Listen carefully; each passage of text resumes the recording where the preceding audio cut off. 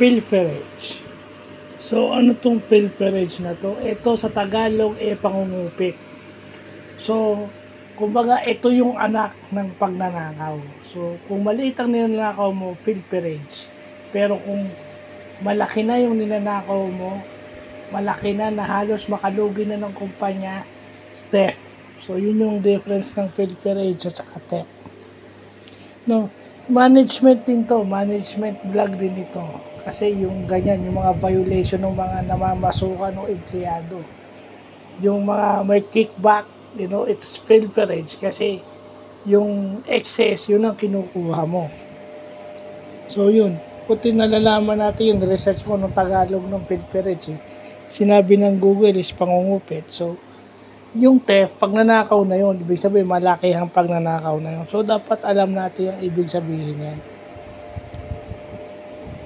So, yun yung mga bagay na, dapat nating malaman. Hindi, kahit hindi tayo, di ba? Kahit hindi tayo police, hindi tayo involved sa negosyo. Ako, as may diploma ng Masters in Business Administration o Business Management, duty ko malaman yun, knowledge-wise. So, mahirap tayong maging inosente kasi ignorance is not an excuse.